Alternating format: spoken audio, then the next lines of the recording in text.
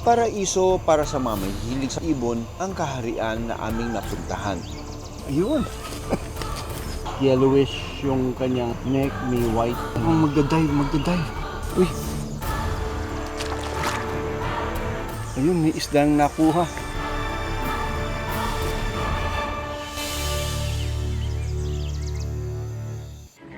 Sa mga siyentipiko, isa itong living fossil.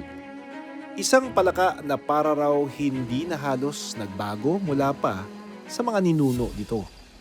Sabi ng mga scientists, baka hindi sila dumadaan sa tadpole stage. Instead, from egg, mayroon siyang mini version na ganito na mas maliit lang.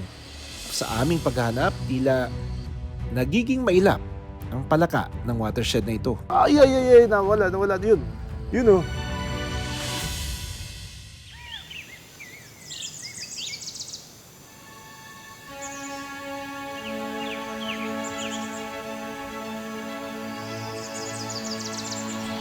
Isa sa makukulay na hari ng himpapawid. Nagtitipon sa isang sapa sa Coron, Palawan. Misteryong maituturing kung paano napagsama-sama sa iisang kaharian ang tatlong uri ng kingfisher. Lalo na't sanay ang mga ito na mag-isa.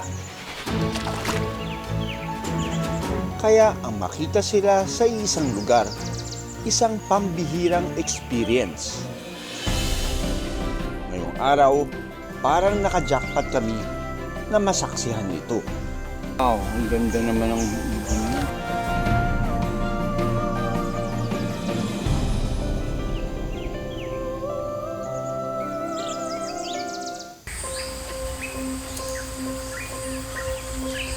Isang kaharian ang dinarayo sa Coron, Palawan. At unti-unti nang sumisilip ang mga residente ng Capayas Creek.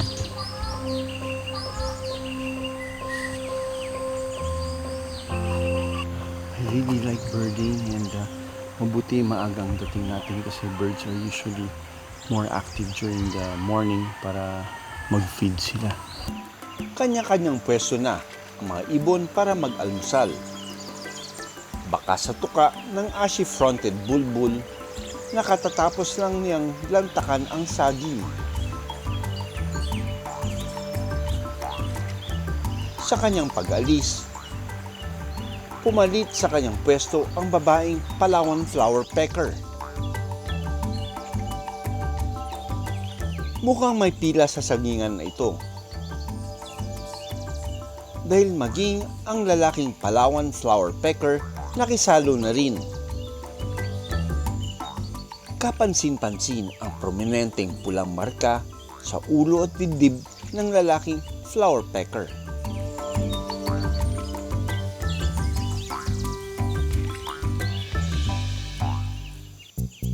Sa katabing halaman naman, abala sa pagsipsip ng nectar ang lovely sunbird.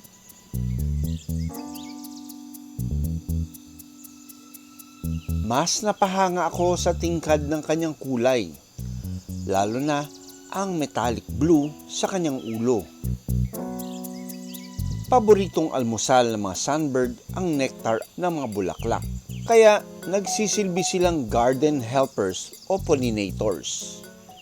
May tuturing na kaharian ng mga ibon ang aming napuntahan, at ang mga hari na gusto kong makaharap, hindi ako binigo. Oh, magdadive.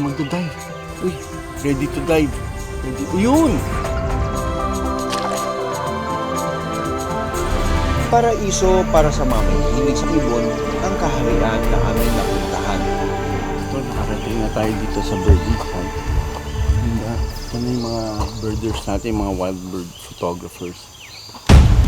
Pero hindi kami pwedeng basta na lang magpakita sa kanila. Lalo na't maaari naming maabala ang kanilang masiglang pagkanta. Kaya nagtago kami sa isang hide o lugar kung saan kami pwedeng tahimik na magmasid. Yung lugar na ito ay established as feeding grounds. Matagal ko nang gustong gawin to, na parang kumpletuhin natin yung mga kingfishers of the Philippines. Pero dito sa lugar na ito, sa isang araw, baka makatatlo ka na kagad, di ba? Tirahan din ito ng tatlong uri ng kingfisher, ang blue-eared, ruddy, at rufous-back kingfisher. Isa si Attorney Nene sa miyembro ng Wild Bird Photographers of the Philippines na madalas bumisita sa Capayas Creek. At ito ang pang-apat na beses niya dito. Wow! Wow! Ang ganda. Magnificent yung kulay niya, oh. Rufus. Rufus back, pero hindi lang yung back niya ang highlight niya, no? Pati yung beak niya, it's bright orange, tapos yellowish yung kanyang neck, may white. Kita mo doon, no? Ang rufous-back dwarf kingfisher may sinisipat. Natatanaw niya ang mga isda mula sa sapa. Yun ang cute. Bago sumugod, iniluwa muna niya ang isang pellet o binilog na pagkain na hindi natunaw para magkaroon ng espasyo sa kanyang tiyan sa susunod niyang merienda. Naka-target lock na ang kingfisher sa mga isda. Kinukumpas na nito ang mga pakpak. Kudyat na handa itong mag-dive. Magda-dive. Uy, ready to dive. Ready? Set? Dive! Yun!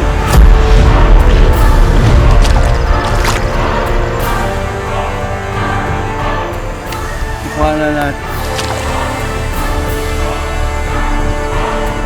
Ayun, may isdang nakuha. Galing sakto. Pero bago niya ito lunukin, hinahampas muna niya ang isda sa sanga para mamatay.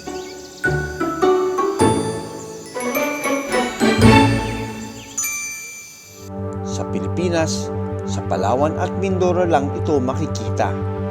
Dahil sa kanyang matingkad na kulay kahel, tinatawag din siyang flying jewel. At kahit maliit, isa siyang master hunter. Sa di kalayuan, may nakamasid na ruddy kingfisher, isa sa tatlong kingfisher na inaabangan sa Capayas Creek. Maangas nitong itinaboy ang rufous back. Turn naman daw niya kasi para manginain. Pero ibang gustong menu ng ruddy kingfisher. Ang paborito niya, talangka. Alam nyo ba na isa siya sa pinakamahiyain na uri ng kingfisher? Pero dito sa Capayas Creek, komportable silang nagpapakita. Patunay lang na ramdam nila na ligtas sila dito. Ang makitid na sapa, kaharian, hindi lang sa mga kingfisher, kundi pati sa 56 na uri ng ibon na naitala sa lugar. Lahat kasi ng kailangan nila para mabuhay, nandito na. Pero ang lugar na ito, nasa gitna ng komunidad. Ito si Sir Chin Fernandez. Siya yung nagmamanage ng birding area na ito. Taong 2009 nang madiskubre ng birder na si Attorney Ramon Quisumbing ang Capayas Creek. Si Attorney Quisumbing, who is one of the foremost birders natin dito sa Pilipinas. Bumili siya ng Marcelo Bland. Leave it as is para yung mga ibon hindi ma-disturb. So over the years, bumibili siya ng a parcel here, a parcel there, hanggang almost a hectare na yata dito along the creek yung nabili niya. Ang sapa tila naging isang bird preserve o tirahan ng iba't ibang mga ibon. Sa aming checklist, 2 kingfisher lang ang nagpakita sa amin. Naging mailap ang blue-eared kingfisher. They are residents here along this creek. Habitat talaga nila to. They are a favorite among both photographers and watchers. And then, syempre, they exhibit interesting behavior, no? Na pwede mo silang ma-observe na nagha-hunt, nag-fish. Sagana sa isda at talangka ang Capayas Creek. Walang agawan sa mga species ng kingfisher na ito, kaya posibleng hindi na sila umalis dito.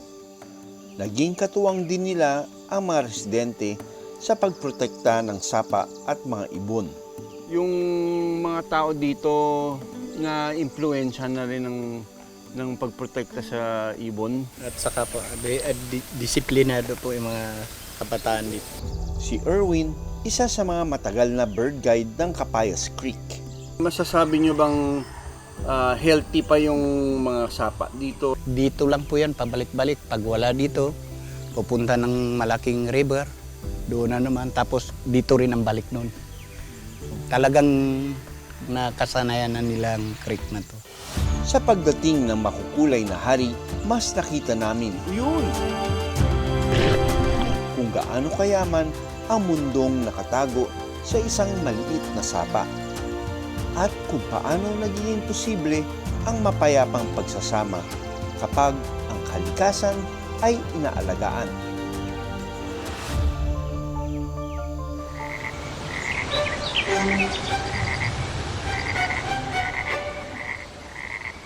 Isang nilalang na tila hinubog ng panahon ng aming pakay sa Busuanga, Palawan. Sa mga siyentipiko, isa itong living fossil. Isang palaka na para raw hindi na halos nagbago mula pa sa mga ninuno nito. There are only two Barbarulas in the whole world, the Barbarula busuangensis and the Barbarula kalimantanensis. It is a primitive type of a frog. It is highly adapted to an aquatic way of life. Madalas na nakatago ang mga ito sa ilalim ng mga bato. At hanggang ngayon, nananatiling palaisipan ng hindi magpapakita ng mga tadpole nito.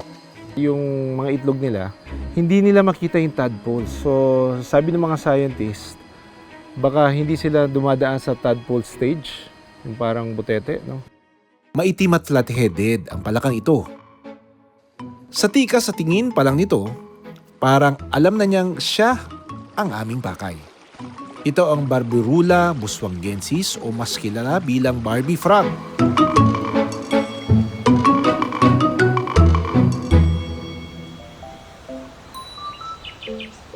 Masukal na gubat at malinis na tubig. Diyan daw madalas naninirahan ng mga Philippine flat-headed frog o Barbie frog. Yung unang nakita ko yung Barbie is 2003. Kasi po, ang ginagawa po namin ng father ko is sinuli po namin sila that time mga 10 o'clock to 12.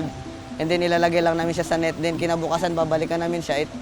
Susukatin namin siya, titimbangin namin siya. And then ipapadala na po namin. Nakarecord po yun siya. Nakarecord din, papadala po namin yun kay ma'am. Kasi po kasama yun sa kanilang, sa study nila. Isa si Russell sa mga guide na kabisado umano kung nasaan ang lungga ng mga Barbie frog. Hango sa pinaikling genus name nito na Barbarula ang tawag sa Barbie frog. Kapag umaga, wala raw makikitang bakas ng mga Barbie frog sa watershed. Kaya madalas paglilinis ng lugar ang ginagawa ng grupo nila. Gabi po siya kasi lumalabas. Malimit talaga lumalabas sila pag marami na around 10 to 12 ng midnight. And then pag nailawan mo siya, yung iba yung kulay niya eh. Para siyang orange. Pag rainy season pa talagang malakas yung ulan, nasa ibabaw na siya ng mga bato. Sa ibabaw siya. Pero pag ganito pong medyo nasa tubig lang siya, nag-aantay lang siya ng mga... Pagsapit ng dilim, madalas umunong magpakita ang mga palaka. Sa watershed na ito, rinig agad kung gaano sila karami. Mukhang hindi mahiyain ang una naming wild sighting. Ang Cullion frog, isa itong endemic species o sa Palawan lang makikita. Maliit lang siya at dito lang sa... pumasok sa loob. Pero dito lang din daw to makikita sa Palawan. It's the Cullion frog. Yan, manipis, maliit. And they create a sound, no? Hindi ito yung hinahanap natin. Sa aming pagmamasid sa tubig, isang Cullion frog pa ang aming nakita. It's a tiny frog just like this one. Pero lumalaki din daw to ng ganyang kalaki. Like a baby. Just a baby. Look at that slender feet, oh. And it's also a bioindicator. It lives in areas na katulad nito na malilinis na tubig lang. Ibig sabihin, kapag nakikita natin sila doon, malinis yung tubig doon. Kapareho niya yung hinahanap natin, but this is not the one that we're looking for. Ito mas siya, mas nakikita natin sa lupa. Ninego siya, nararamdaman ko yung tibok ng puso niya ganyan. Don't worry, I'll release you. You know what? This is time for them to hunt for food. Alright, I'll release you, baby. Tubig agad. Jump agad. Maya-maya pa, ang hinahanap nating Barbie Frog mukhang ready na magpakilala. Yung nakita natin, maliit lang, no? Ito na siya. Barbarula buswangensis. Kulay itim. Malapad yung kanyang, itong kanyang batok, itong noo. At saka yung mata niya, look at this. Nasa ibabaw, nasa taas. Nandito. So iba talaga yung itsura. Medyo parang, medyo weird yung itsura niya. Tingnan mo yung paa nito. Ito may mga digits sa dulo. Webbed yung feet nila for swimming. This one is really like yung mga pang swimming tang talaga. Halos covered yung webbed feet yung mga digits. Isang saglit pa, isang adult Barbie Frog ang kalmadong nakamasid. Nang mahagip ito ng aming ilaw, parang nahiya ito at lumubog sa tubig. Pero ang mga mata nito, hindi inaalis ang tingin sa amin. Bilog at kapansin-pansin ang hugis diamond na mata nito. Tahimik ito na nagtatago sa batuhan. Makikita ang maitim na kulay nito. Ang kanyang paa, animoy paa ng mga bibe na hindi hiwa-hiwalay o magkakadikit, web feet. Ginagamit ito ng mga Barbie Frog para mabilis na makalangoy sa tubig. Kinumpirma ng mga kasama naming lokal at miyembro ng Municipal Environment and Natural Resources Office na Barbie Frog nga ito. Ayon sa International Union for Conservation of Nature o IUCN, nasa listahan na ng near threatened ang Barbarula buswangensis na tanging matatagpuan lang sa Palawan. Madalas sanhin ng pagbaba ng populasyon nito ang kawalan ng tirahan, polusyon at panghuhuli sa mga ito para kainin. Dahil Palawan lang siya makikita, tapos mapili din siya sa ecosystem niya. It prefers clean, clear, cool waters, bubbly flowing waters. Their skin is very sensitive. You see, they breathe also with their skin. Kung polluted yung tubig doon, di ikamamatay na yun. Once it lays its egg, the egg is in the water and it goes through a tadpole stage. It became mysterious because for many years, may nakita kaming itlog, pero wala kaming nakitang tadpole. Pero ang misteryo ng hindi mahanap-hanap na tadpole, natuldukan sa isang pag-aaral na isinagawa ng grupo ni Dr. Leticia Afuang.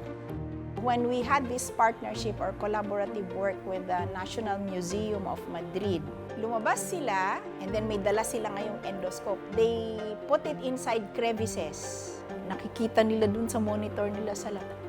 May lumalangoy na tadpole. Now we know, now we are sure that the egg becomes a tadpole, but they are hidden in protected crevices where no one can really harm them. At maliban sa tadpole, nalaman din ng mga grupo nila na may sariling tunog ang mga Barbie Frog. It was discovered and described in 2024. I did an extensive study in 2011. We did a study on the recording of the sound. Wala kang maririnig sa sound ng Barbarula. Pero meron siyang high density, high level sound wave na na-record namin. Hindi natin maririnig, pero na-record. So it has a sound that is heard only by them. General importance ng frogs, they balance the ecosystem, they feed a lot on insects. Gusto nyo ba ng environment na punong-puno ng mga insektong mga hindi mo gusto sa balat mo or skin mo? Science is always an interesting field. Ang dami nating hindi pa alam.